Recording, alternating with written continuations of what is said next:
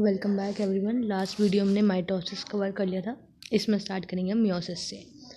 The production of offspring by sexual reproduction include the fusion of to gametes each with a complete haploid set of chromosomes. अब जब भी offsprings या उनकी succeeding progeny produced होती है living organism की through sexual reproduction, तो उसमें क्या होता है, दो गैमीट्स का फ्यूजन होता है। एक आता है मेल से, एक आता है फीमेल से। इसलिए कहा जाता है each with a complete haploid set of chromosome, क्योंकि एक गैमीट जहाँ मेल से आ रहा है, एक फीमेल से आ रहा है, तो वहाँ पे हैप्लॉइड सेट है उसके क्रोमोसोम्स का। क्योंकि हम एज अ ह्यूमन हम डिप्लॉयड ऑर्गेनिजम्स हैं, तो जब एक गैमीट आएगा तो वो उसमें haploid content of chromosomes present होंगे या haploid content of genetic material होगा। सिमिलरली जो फीमेल्स आएगा उसमें भी हैप्लॉइड सेट होगा क्रोमोसोम्स का। इसलिए कहा गया है the production of offspring by sexual reproduction includes the fusion of to gametes each with a complete haploid set of chromosomes. Gametes are formed from specialized diploid cells. These specialized kind of cells division that reduces the chromosome number by half result in the production of haploid daughter cell. This kind of division is called meiosis. अब ये कह रहे हैं कि जो offspring produce हो रहे हैं सेक्सुअल रिप्रोडक्शन से, वहाँ पे दो गैमेट का फ्यूजन हो रहा है, वहाँ पे क्या है, हैप्लॉइड सेट ऑफ क्रोमोसोम्स है। वहीं पे जो गैमीट बनते हैं कहाँ से बनते हैं, स्पेशलाइज्ड डिप्लॉयड सेल से बनते हैं।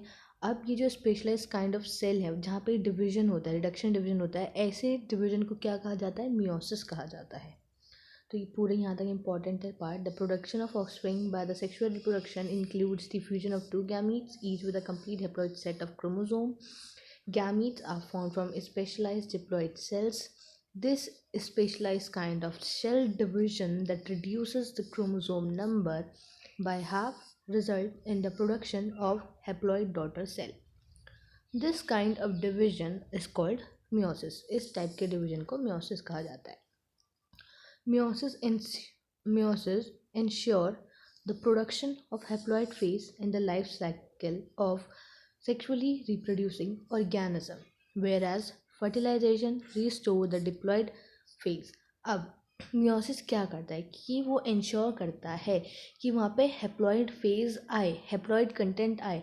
अगर हैप्लॉइड कंटेंट नहीं आया सेक्सुअल रिप्रोडक्शन, तो वहाँ पे वो होगा ही नहीं सही से, क्योंकि हैप्लॉइड सेट जब एक गैमीट में आए, दूसरा हैप्लॉइड सेट आए उधर से दूसरे गैमीट में, तभी जब उनका फ्यूजन होगा वो डिप्लॉइड बनेगा। तो ये इंश्योर करता है कि जो हैप्लॉइड फेस है जो इम्पॉर्टेंट है लाइफ साइकिल में आने के लिए, किन की लाइफ साइकिल में आने के लिए, जो सेक्सुअली रिप्रोड्यूसिंग ऑर्गेनिजम्स हैं वहाँ पे आने के लिए, तो ये इंश्योर कौन करेगा कि हैप्लॉइड फेज आए, मियोसिस इंश्योर करेगा। और इसी की वजह से हमारे जो यहाँ पे जो ऑफस्प्रिंग्स होते हैं वहाँ पे वेरिएबिलिटी या वेरिएशन देखने मिलती है, क्योंकि माइटोसिस कैसा था, इक्वेशनल डिवीजन था, वो इक्वली बट रहा था उसमें सब कुछ, वो बिल्कुल अपने सिमिलर होता है अपने पेरेंट्स के। लेकिन जो मियोसिस से बनते हैं वहाँ पे वेरिएशन देखने मिलती है। क्यों मिलती है, क्योंकि आधा जो हैप्लॉइड सेट है वो एक पेरेंट से है, दूसरा हैप्लॉइड सेट दूसरे पेरेंट से है। जब वो दोनों कंबाइन करेंगे तो उसमें दोनों के कैरेक्टर्स आएंगे, किसी एक का नहीं आएगा, इसलिए वहाँ वेरिएशन देखने मिलती है। और वहीं पे जहाँ पे मियोसिस ये इंश्योर कर रहा है कि हैप्लॉइड फेज आए, वहीं पे क्या इंश्योर करता था कि वहाँ जो डिस्टर्बेंस हुआ है, जो भी cell nuclear cytoplasmic tissue disturb हुआ है उसको वापस से रीस्टोर किया जाए। और वैसे ही यहाँ फर्टिलाइजेशन क्या रीस्टोर करता है कि वापस से डिप्लॉयड फेज रीस्टोर हो जाए। We come across meiosis during gametogenesis in plant and animal. हमने कब देखा है मियोसिस, जब गैमेटोजेनेसिस होता है। गैमेटोजेनेसिस का मतलब है गैमीट का बनना।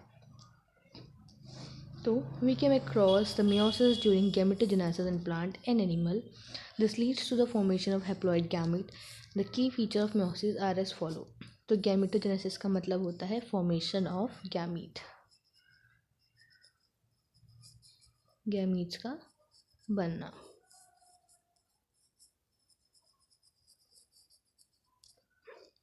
Meiosis involves two sequential cycles of nuclear and cell division called meiosis first and meiosis second, but only a single cycle of DNA replication. अब जो meiosis होता है उसमें दो sequential cycles होती हैं न्यूक्लियर और सेल डिवीजन की, जिसे कहते हैं meiosis 1 और meiosis 2, लेकिन सिर्फ एक सिंगल साइकिल होती है DNA रेप्लिकेशन की। मतलब जैसे हमने अभी देखा था माइटोसिस, वहाँ पे सीधे हमने पढ़ी prophase, anaphase, telophase, prophase, metaphase, anaphase, telophase, 4 phase हमारा माइटोसिस खत्म। लेकिन मियोसिस कैसा है, 2 पार्ट्स में बटा हुआ है, मियोसिस 1, मियोसिस 2। अब मियोसिस 1 में भी ये सारी फेजेस देखने मिलेगी, prophase, metaphase, anaphase, telophase. Meiosis 2 में भी देखने मिलेंगी ये तीनों। अब इन दोनों के बीच में भी एक फेज़ आएगी, मियोसिस 1 होगी, फिर एक फेज़ आएगा, गैप आएगा, उसे बोलते हैं हम इंटरकाइनेसिस फेज़, फिर आती है मियोसिस 2। अब मियोसिस 1 की जो हमारी प्रो फेज़ होती है वो सबसे लंबी होती है, क्योंकि वो फर्दर 5 सब फेजेस में डिवाइडेड होती है, जो भी हम आगे पढ़ेंगे। और वहीं पे कह रहे हैं कि मियोसिस 1, मियोसिस 2 2 बार हो रहा है, लेकिन जो डीएनए रेप्लिकेशन होगा, मतलब जो इंटरफेज होगी, वो सिर्फ एक ही बार होगी। इंटरफेज में क्या होगा, बेसिकली इंटरफेज में भी कौन सा पार्ट, सिर्फ एस फेज़ वाले में डीएनए रेप्लिकेशन वो सिर्फ एक बार होगी, बाकी सब चीज़ें डुप्लीकेशन जो करना होगा प्रोटीन्स वगैरह का वो होता रहेगा। तो meiosis and meiosis 2 but only a single cycle of DNA replication. Meiosis first is initiated after the parental chromosome have replicated to produce identical sister chromatid at the S phase. Meiosis first कब initiate होता है, जब parental chromosome replicate कर चुके होते हैं, क्या produce करते हैं, identical sister chromatid at the S phase. मतलब किसकी बात की जा रही है, डीएनए रेप्लिकेशन की। तो मियोसिस 1 तब स्टार्ट हो चुका होता है। Meiosis involve pairing of homologous chromosome. अब मियोसिस में क्या होती है, पेयरिंग होती है होमोलोगस क्रोमोसोम्स में, और रिकॉम्बिनेशन होता है non sister chromatids of homologous chromosomes. अभी हम देखेंगे आगे पूरी टर्म कि क्या क्या इसका मतलब होता है, कि नॉन सिस्टर क्रोमैटिड्स क्या होता है, होमोलोगस क्रोमोसोम्स क्या होते हैं, ये सारी चीज़ें तो नाम से समझ ही आ रहा होगा वैसे तो, कि जो नॉन सिस्टर क्रोमैटिड्स हैं वो क्या होंगे। अब देखो, अगर एक क्रोमोसोम है हमारा, जैसे कि ये, ठीक है, तो ये एक क्रोमोसोम, वहीं पे ये दूसरा क्रोमोसोम,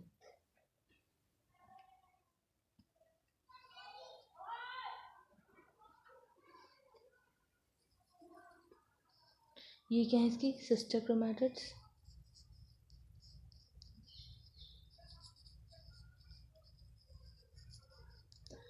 और ये भी क्या है, सिस्टर क्रोमैटिड्स। नाम तो समझ आया, सिस्टर मीन्स एक ही जगह से एक ही पैरेंट, सिस्टर क्रोमैटिड्स, ठीक है।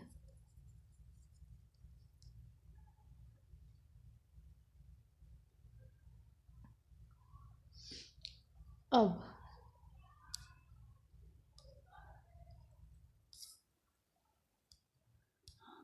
ठीक है, अब मान लेते हैं ये फीमेल का है क्रोमोसोम, फीमेल का हैप्लॉइड सेट, और ये मेल का हैप्लॉइड सेट, ठीक है। अब फर्टिलाइजेशन हुआ तो दोनों में आएगा ये, इनका हैप्लॉइड सेट, तभी फर्टिलाइजेशन के 2 एम्प्लॉइड स्टोर होगी। अब तो इन दोनों को तो कहा गया है सिस्टर क्रोमैटिड। अगर अब मैं एक इसका उठाऊँ क्रोमैटिड और एक इसका उठाऊँ, then it will be called non sister chromatid. इसे क्या बोलेंगे हम, नॉन सिस्टर क्रोमैटिड, ठीक है। और अब होमोलोगस क्रोमोसोम का मतलब क्या है, एक सेट पेरेंटल का, एक सेट मैटरनल से आया क्रोमोसोम का, उनको पेयर अप किया गया सेल के अंदर ड्यूरिंग फर्टिलाइजेशन, उसे कहेंगे हम होमोलोगस क्रोमोसोम। तो क्या समझ आया होमोलोगस क्रोमोसोम का मतलब, कि एक पेयर जिसमें एक सेट है मैटरनल साइड से, एक सेट है पैटर्नल साइड से। अब ये 2 सेट हैं, अब 2 सेट मिलके क्या बना रहे हैं, एक पेयर। तो ये क्या क्या लग जाएंगे, होमोलोगस क्रोमोसोम्स। तभी कहा गया है कि रिकॉम्बिनेशन होता है किसके बीच, non sister chromatids of homologous chromosomes. मतलब अब ये, जैसे मैं इसको लिखती हूँ, इन्हें क्या कहा जाएगा, इन्हें होमोलोगस क्रोमोसोम्स, ठीक है। अब हमें कराना है इनके बीच में रिकॉम्बिनेशन। तो ये इसका और इसका यहाँ क्या हो जाएगा, रिकॉम्बिनेशन नोड्यूल बनता है और रिकॉम्बिनेशन होता है, एक एंजाइम आता है रिकॉम्बिनेज, उनके थ्रू क्या होता है रिकॉम्बिनेशन, मतलब इसका जेनेटिक मटेरियल इधर ट्रांसफ़र, इसका जेनेटिक मटेरियल इधर ट्रांसफ़र, दैट इज़ रिकॉम्बिनेशन। तो ये कैरेक्टरिस्टिक फीचर है। क्या देखिए इसके हमें समझ आ गया क्या कहना चाहते हैं। Meiosis involve pairing of homologous chromosome, homologous chromosomes की पेयरिंग होती है, एंड रिकॉम्बिनेशन होता है दो किसके बीच, non sister chromatids of homologous chromosomes के बीच में। आई होप ये समझ आ गया आपकी क्या कहना चाहते हैं। Now 4 haploid cells are formed at the end of meiosis. अब मियोसिस सेकेंड जब कंप्लीट हो जाता है तो 4 हैप्लॉइड सेल्स मिलते हैं, मतलब जो मियोसिस 1 है वहाँ से 2 मिलेंगे, फिर इसमें से एक उठेगा, वहाँ मियोसिस 2 होगा, फिर वहाँ फर्दर 2 मिलेंगे, तो इन शॉर्ट टोटल कितने मिलते हैं, 4, 1 2 3 4, इसलिए क्या मिलते हैं, 4 haploid cells are formed at the end of meiosis second.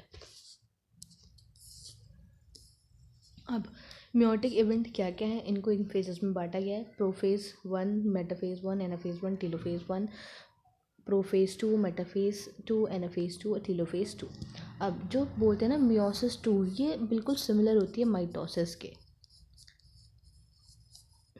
और इसी की वजह से मियोसिस को कहा जाता है रिडक्शनल डिवीजन, क्योंकि यहीं पे होता है जहाँ पे हमारे क्रोमोसोम के नंबर हाफ हो जाते हैं। प्लॉइडी 2n से n होती है इन मियोसिस फर्स्ट, इसलिए कहा जाता है इसको रिडक्शनल डिवीजन। और जो मियोसिस सेकंड होता है इसे बोलते हैं सिमिलर टू माइटोसिस, क्योंकि ये बहुत इसी के जैसा होता है, similar.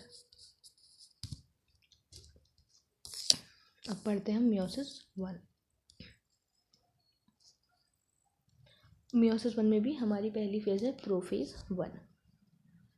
Prophase of the first meiotic division is typically longer and more complex when compared to prophase of mitosis। अभी मैंने आपको बताया था कि प्रोफेज बहुत लंबी फेज़ होती है अगर उसे हम कंपेयर करें माइटोसिस की प्रोफेज से, क्योंकि ये फर्दर डिवाइडेड है और फेजेस में। It has been further subdivided to the following 5 phases. कितनी फेजेस में है, 5 सब फेजेस में डिवाइडेड है। कौन कौन सी हैं, और ये अब ये पूछ सकता है क्वेश्चन कि किस बेसिस पे उसको फर्दर 5 सब फेजेस में बांटा गया है, तो किस बेसिस पे बांटा गया है ये इंपॉर्टेंट है। बेस्ड ऑन क्रोमोसोमल बिहेवियर, किसके बेसिस पे, क्रोमोसोमल बिहेवियर, कि क्रोमोसोम का बिहेवियर कैसा है। अब कौन कौन सी स्टेजेस हैं वो 5, लेप्टोटीन, जाइगोटीन, पेकाइटीन, डिप्लोटीन, डाइकाइनेसिस। इसकी मैंने ट्रिक से याद किया था, ये ले जाओ पर दे देना, या फिर ला ज़रा पेन दे दे। ठीक, जो अच्छी लगे उससे याद कर लो। ले फॉर लेप्टोटीन, जाओ से जाइगोटीन, पर से पेकाइटीन, दे से डिप्लोटीन, देना से डाइकाइनेसिस। ले जाओ पर दे देना या ला ज़रा पेन दे, तो लेप्टोटीन, जाइगोटीन, पेकाइटीन, डिप्लोटीन, डाइकाइनेसिस, हमें यह सीक्वेंस याद होना चाहिए, लेप्टोटीन, जाइगोटीन, पेकाइटीन, डिप्लोटीन, डाइकाइनेसिस। अब लेप्टोटीन में क्या होता है, during leptotene stage the chromosomes behaviour, the chromosome become gradually visible under the light microscope. अब लेप्टोटीन के टाइम पे जो क्रोमोसोम होते हैं वो थोड़े थोड़े विजिबल होने लगते हैं अगर हम उसको लाइट माइक्रोस्कोप के नीचे देखें। The compaction of chromosome continues through the leptotene, पूरी ही लेप्टोटीन फेज में कॉम्पैक्शन चलता ही रहता है और धीरे धीरे वो और कंडेंस होते रहते हैं। This is followed by the second stage of prophase first that is called zygotene. और इसी के चलते चलते हम इसी फेज के थ्रू लेप्टोटीन जब तक कंडेंसेशन चलता रहता है, चलते चलते हम पहुंच जाते हैं इसकी सेकेंड फेज पे, जिसे कहते हैं हम जाइगोटीन। अब इस स्टेज में क्या होता है, जो क्रोमोसोम है वो पेयरिंग स्टार्ट करते हैं together. During this stage chromosome start pairing together and this process of association is called synapsis. अब जब पेयरिंग होती है, जब क्रोमोसोम पेयरिंग करना स्टार्ट करते हैं, तो इस प्रोसेस को क्या कहा जाता है, साइनेप्सिस कहा जाता है।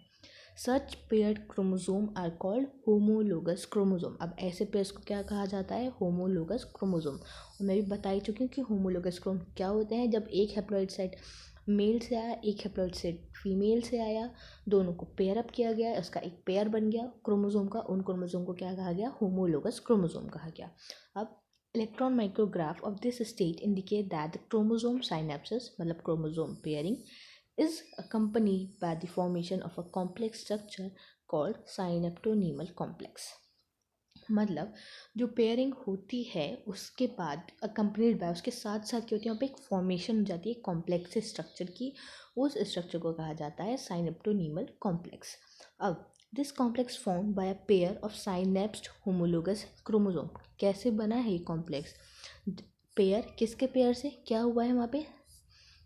साइनेप्स होमोलोगस क्रोमोसोम, मतलब जिन दो क्रोमोसोम्स की जो दो सेट ऑफ क्रोमोसोम्स की पेयरिंग की गई है उनकी वजह से बनता है ये कॉम्प्लेक्स स्ट्रक्चर.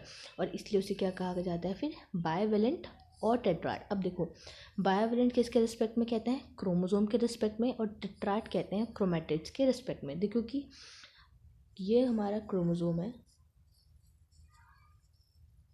और यहाँ पे अगर हम क्रोमैटिड्स की बात करें, एक क्रोमोसोम में दो क्रोमैटिड है तो टेट्राड बोलेंगे. अगर दोनों की बात करेंगे, एक सेल के अंदर है ये, तो tetrad with respect to chromatid and bivalent with respect to chromosome, क्योंकि यहाँ पे दो क्रोमोसोम्स हैं.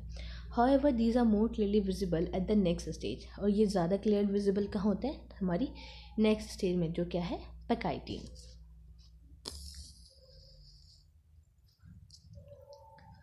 The first two stages of prophase first are relatively short-lived as compared to the next stage, that is पैकाइटिन. अब ये क्वेश्चन आ सकता है कि लॉन्गेस्ट फेज ऑफ प्रोफेज 1 कौन सी होती है? That is पैकाइटिन.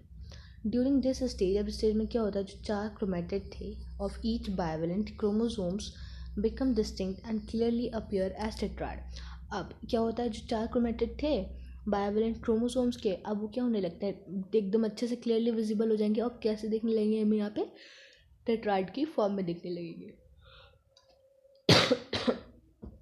This stage is characterize by the appearance of recombination nodule. अब देखो, इसी स्टेज पे क्या मिलेगा हमें? Recombination nodule. ये भी इंपॉर्टेंट है कि रिकॉम्बिनेशन नड्यूल कहाँ मिलता है. This stage is characterized by the appearance of recombination nodule, the site at which crossing over occurs between the non-sister chromatids of the homologous chromosome. ये एक की फीचर था जो अभी हमने स्टार्टिंग में ही पढ़ा था कि क्या होती है? रिकॉम्बिनेशन होता है किसके बीच में? Non sister chromatids of homologous chromosomes के बीच में.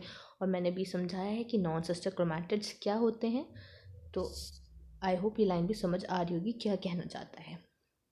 Crossing over is the exchange of genetic material. Crossing over में क्या होता है? जेनेटिक मटेरियल एक्सचेंज होता है. ये भी मैंने भी समझाया था कि जैसे ये हमारे क्रोमोसोम्स हैं, इनके अगर सिर्फ ऐसे इंडिविजुअली बात की जाए तो ये क्या है? Sister chromatids.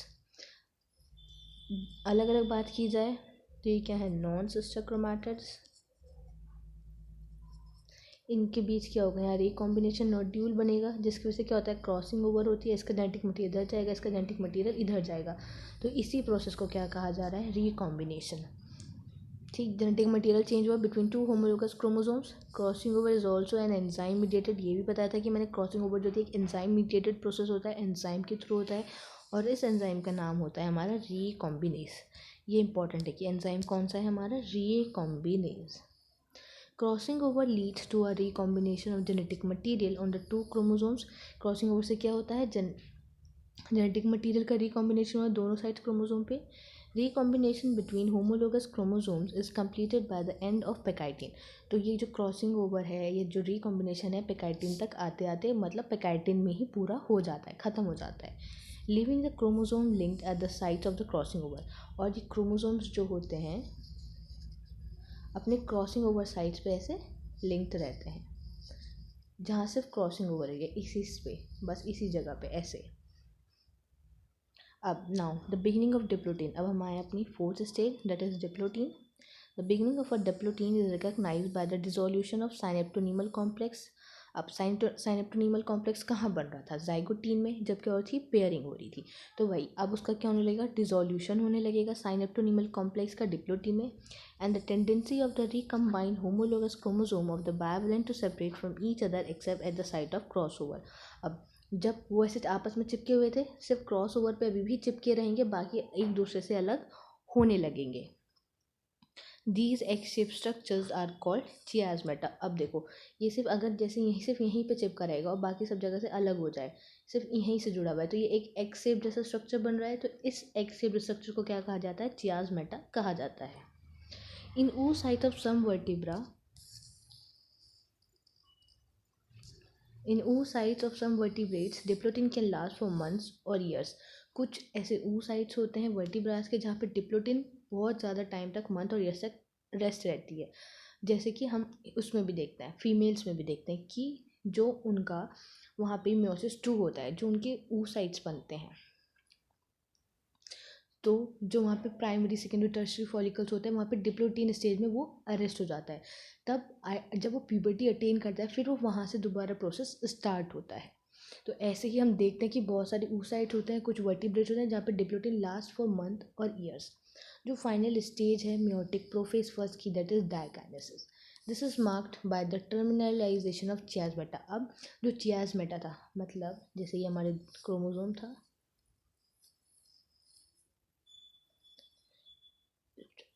सपोज इस जगह पे हमारी क्रॉसिंग ओवर हुई थी, ये इस वाले पार्ट में, इसे दूसरे कलर से बनाते हैं तब अच्छे से समझ आएगा। ये हमारा क्रोमोसोम है पूरा।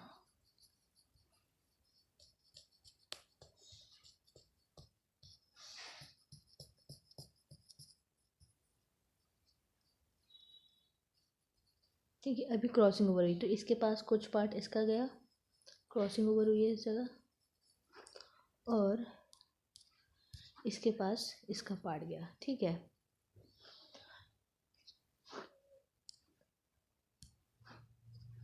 ये इसके काइनेटोकोर्स।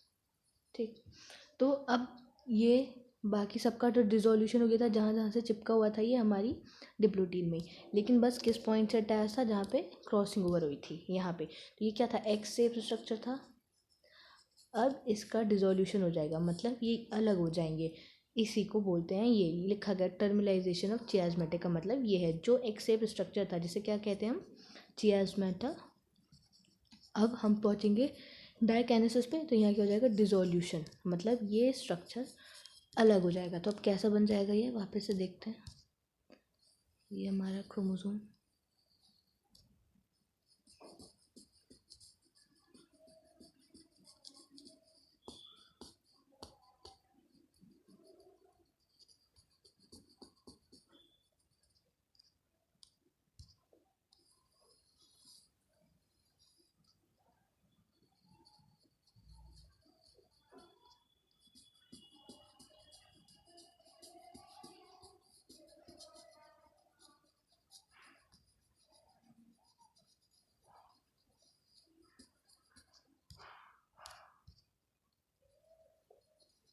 तो अब ये दोनों अलग हो चुके हैं पूरे। तो ये क्या हो गया? Terminalisation of chiasmata. अब जहाँ पे क्रॉसिंग ओवर हुई थी वहाँ से भी वो अलग हो चुके हैं। During this phase the chromosome are fully condense and the meiotic spindle is assembled to prepare the homologous chromosome for the separation. अब ये बिल्कुल क्या हो चुके हैं? पूरे पूरे अलग अलग हो चुके हैं। अब स्पिंडल फाइबर की फॉर्मेशन होना स्टार्ट हो जाएगी हमारी। स्पिंडल फाइबर की फॉर्मेशन क्यों होगी? क्योंकि अब इनको हमें होमोलोगस क्रोमोसोम्स को एक दूसरे से सेपरेट करना है। तभी क्या बनेगी हमारी? तभी जाके हमारी प्लॉइडी चेंज होगी। अब ये 2n कंडीशन है, 2n कंडीशन से क्या बनेगी फिर हमारी? ये ऐसे स्पिंडल फाइबर से अटैच हो जाएंगे तो फिर हेप्लॉइड बनेगी। तो क्या होता है यहाँ पे? बाय द एंड वही स्पिंडल फाइबर असेंबल होंगे क्योंकि होमोलोगस क्रोमोसोम पेयर्स को हमें सेपरेट करना है। Bye the end of diakinesis the nucleolus disappear. जब डायकाइनेसिस खत्म होती है, मतलब अब प्रोफेज खत्म हो रही है, प्रोफेज खत्म होती है तो हमने माइटोसिस में भी देखा था कि जितने भी सारे न्यूक्लियर एनवलप थी और थी सब गायब हो जाते हैं। तो वही क्या हो जाएगा? न्यूक्लियस डिसअपियर हो जाएगा, न्यूक्लियर एनवलप भी ब्रेक डाउन हो जाएगी। और डायकाइनेसिस से क्या रिप्रेजेंट करती है? Transition to metaphase. अब डायकाइनेसिस धीरे धीरे हम किसकी तरफ आते हैं? मेटाफेज की तरफ आ रहे होते हैं, या फिर मेटाफेज 1 की तरफ आ रहे होते हैं।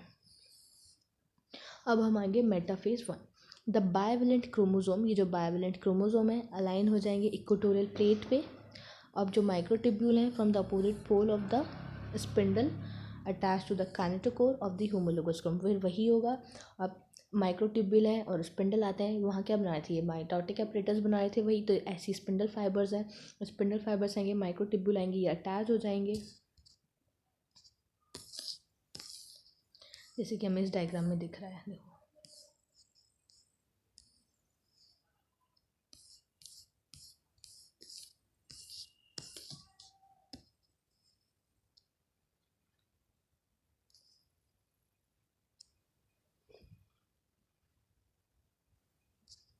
देखो ये है पूरा होमोलोगस क्रोमोसोम्स, ये होमोलोगस क्रोमोसोम्स ये अटैच हैं काइनेटोकोर्स के थ्रू। ये होमोलोगस क्रोमोसोम्स क्या हुई, क्रॉसिंग ओवर हुई, सब कुछ हो गया, जेनेटिक मटेरियल ट्रांसफ़र हो गया। अब हमारे मेटाफेज पे ये क्या है हमारा सेंट्रोमेयर, ये स्पिंडल फाइबर्स निकले, इधर माइक्रोट्यूब्यूल्स निकलते हैं, ये अटैच होते हैं और इसको मेटाफिजिक प्लेट पे फिर से अलाइन कर दिया, क्योंकि अब हमें इन्हें फिर से अलग अलग करना है, इनको तोड़ना है। मतलब ऐसे टूटेगा, आधे पार्ट इधर चला जाएगा इसका, आधे पार्ट उधर चला जाएगा। देखा, ये यहाँ गया, ये यहाँ गया, ये यहाँ गया, ये यहाँ गया, क्या गए एनाफेज फर्स्ट में। फिर एनाफेज फर्स्ट हो जाती है, फिर यहाँ एक क्रोमोसोम प्रेजेंट है हमारे। अब फिर ये यहाँ आता है टीलोफेज, और जहाँ पे हमारी क्या मिल जाते हैं, हमें 2 सेल्स मिल जाते हैं।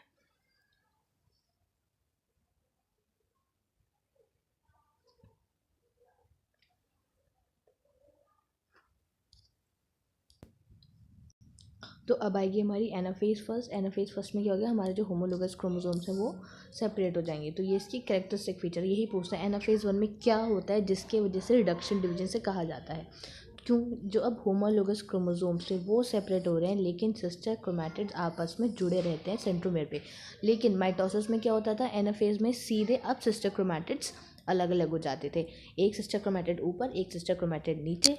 फिर टीलोफेज में आके सेल वॉल, सेल प्लेट ये सब बनती थी, और फिर आगे जाके सारी चीज़ों में क्या होता था, डिवीजन हो जाता था। लेकिन यह एनाफेज में क्या हो रहा है, सिस्टर क्रोमैटिड अटैच रहेंगे, सिस्टर क्रोमैटिड्स अटैच रहेंगे, लेकिन अब ये जो होमोलोगस क्रोमोसोम्स थे हमारे, ये सेपरेट हो जाएंगे एक दूसरे से। ठीक है,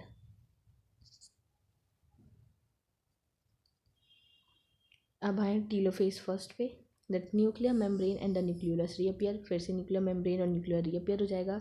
cytokinesis follow, this is called as a dyad of cell. अब साइटोकाइनेसिस हो गई, कैरियोकाइनेसिस हो गई, अब 2 सेल्स बन जाएंगे, तो क्या बोलते हैं उसे, dyad of cell. Although in many cases the chromosome do undergo some dispersion, they do not reach the extremely extended state of the interphase nucleus. The state between, अब ये कह रहा है कि हमने बोल दिया कि न्यूक्लियस डेवलप हो जाएगा, लेकिन कई बार कुछ ऐसा देखने भी मिलता है कि क्रोमोसोम फुल्ली वापस से अपनी उस इंटरफेज वाली स्टेट में नहीं जाता, कि वापस से सारा मटेरियल डीकंडेंस हो जाए, ऐसे भी नहीं जाता, थोड़ा बहुत होता है बस डिस्पर्जन टाइप। मतलब उस चीज़ को पूरा एक्सट्रीमली रीच नहीं करता जैसा वो इंटरफेज में था, क्योंकि उसे फिर से वापस जाना है मियोसिस 2 के लिए। अब इन दोनों के बीच में जो एक स्टेज आती है मियोसिस 1 और मियोसिस 2 के बीच में, उसे कहते हैं इंटरकाइनेसिस। देखो, ऑल्दो यहाँ से, although in many cases chromosome do undergo some dispersion, they do not reach the extremely extended state of the interphase nucleus. The stage between the 2 meiotic division is called interkinesis. अब जो stage होती है 2 meiotic divisions के बीच में, उसे कहते हैं इंटरकाइनेसिस, और जनरली कैसी होती है, short lived. There is no replication of DNA during interkinesis. Interkinesis के टाइम पे कोई भी डीएनए रेप्लिकेशन नहीं होता, क्योंकि अभी हमने स्टार्टिंग में पढ़ा था कि डीएनए रेप्लिकेशन सिर्फ एक बार ही होता है। Interkinesis is followed by the prophase 2। Interkinesis के बाद क्या आएगी, प्रोफेज 2 आएगी। Much a simpler prophase than a prophase first. अब ये बहुत सिंपल होती है as compare to prophase first के। Meiosis 2, prophase 2। Meiosis second is initiated immediately after cytokinesis. जैसे ही साइटोकाइनेसिस हो जाएगा, तब फिर से मियोसिस 2 हमारी स्टार्ट हो जाएगी, usually before the chromosome have fully elongated. वही बात है कि क्रोमोसोम फुल्ली एलोंगेट हो पाए उससे पहले ही हमारी ये चीज़ स्टार्ट हो जाती है। In contrast to meiosis 1, meiosis 1 में क्या देखते थे, मियोसिस सेकेंड रिजेंबल करती है नॉर्मल माइटोसिस को। मैंने स्टार्टिंग में बताया कि जो मियोसिस सेकेंड है वो रिजेंबल करती है माइटोसिस को, जैसे माइटोसिस में होता था वैसे ही यहाँ पे होगा। The nuclear membrane disappear by the end of prophase second. The chromosome again become compact. Nuclear जो है, न्यूक्लियर मेम्ब्रेन जो है डिसअपियर हो जाएगी, क्रोमोसोम फिर से कॉम्पैक्ट हो जाएंगे। मेटाफेज सेकेंड में क्या होता है, at this stage the chromosome align at the equator and the microtubule from the opposite pole of the spindle get attach to the kinetochore. फिर वही बात, इस स्टेज पे क्या होगा, फिर से क्रोमोसोम अलाइन होंगे इक्वेटर पे, microtubule from opposite pole of the spindle get attach to the kinetochore. फिर वो काइनेटोकोर से अटैच होंगे, उसे अपनी तरफ खींचेंगे सिस्टर क्रोमैटिड्स को। जैसे अब देखा था वहाँ पे कि जो सिस्टर क्रोमैटिड्स की आर्म्स होती हैं ट्रेलिंग बिहाइंड द फाइबर्स, वैसे ही anaphase second, it begins with the simultaneous splitting of the centromere. क्या होगा एनाफेज सेकेंड में भी कि साइमल्टेनियस स्प्लिटिंग होगी centromere of each chromosome which was holding the sister chromatids together. जिसने सिस्टर क्रोमैटिड्स को होल्ड करके रखा था, अभी तक हमने देखा था कि सिस्टर क्रोमैटिड अटैच थे,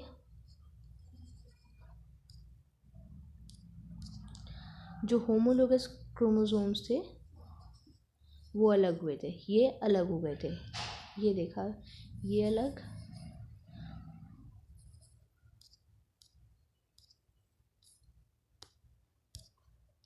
और ये अलग अलग हो गए। अब क्या होगा, अब यहाँ सिस्टर क्रोमैटिड्स अलग हो की बात करें कि ये अलग और ये अलग, सिस्टर क्रोमैटिड्स अलग हो गए एनाफेज सेकेंड में, क्योंकि हमने देखा था वहाँ होमोलोगस क्रोमोसोम सेपरेट हुए थे एना फर्स्ट में, और ये क्या है एनाफेज टू। इसमें क्या देख रहे हैं हम, सिस्टर क्रोमैटिड्स अलग हो रहे हैं। It begin with the simultaneous splitting of centromere. क्या होगी, सेंट्रोमेयर की स्प्लिटिंग होगी ईच क्रोमोसोम की, जिसने क्या रखा था, सिस्टर क्रोमैटिड्स को पकड़ के रखा था, allowing them to move toward the opposite poles of the cell. अब वो सेल के ऐसे कहाँ जाएंगे, अपोजिट पोल पे जाएंगे, हमारा सेंट्रोमेयर इधर, हमारा ये इधर मूव करेगा, ये इधर मूव करेगा।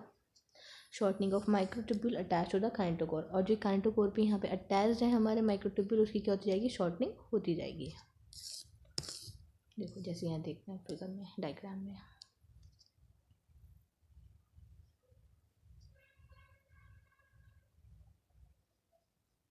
ये प्रोफेज सेकंड थी, फिर मेटाफेज सेकंड आई, फिर से ये अलाइन हुए इक्वेटोरियल प्लेट पे, ऐसी दोनों सेल में, फिर यहाँ डिवीजन होगा, ये अलग होगा, देखो यहाँ अटैच है माइक्रोट्यूब्यूल, ये सेंट्रोमेयर है, काइंटोकोर से अटैच है, अब अलग होगा, इसको खींचेगा तो ये ऊपर चला गया इधर सिस्टर क्रोमैटिड्स, इसके सिस्टर क्रोमैटिड्स अलग चले गए। अब देखो ये जो डिफरेंट पार्ट दिख रहा है, क्या दिखा रहा है, क्रॉसिंग ओवर वाला पार्ट दिखा रहा है, ये भी और ये भी, कि यहाँ पे क्या हुई, क्रॉसिंग ओवर हुई है। फिर ये एनाफेज टू आई, फिर से अब ये बन जाएगी, फिर टीलोफेज आएगी, फिर से क्या होगा, यहाँ पे इनका कंडेंसेशन स्टार्ट हो जाएगा, फिर से डीकंडेंसेशन स्टार्ट होगा। अब देखो ये अभी पूरे डिस्टिंक्ट थे, अब देखो धीरे धीरे इनका ये अपना स्ट्रक्चर लूज करने लगे, फिर क्या होने लगेगा, न्यूक्लियर मेम्ब्रेन बन जाएगी, सब बन जाएगी, और फिर वापस से सेल डिवाइड हो जाएंगे हमारे फर्दर, और 2 सेल्स में, तो ये भी क्या बन जाएगा, 4 सेल्स मिल जाएंगे। फिर आती है telophase second. Meiosis ends with the telophase second, in which the two group of chromosome once again get enclosed by a nuclear envelope। फिर से उसको न्यूक्लियर एनवलप इनक्लोज कर लेगी।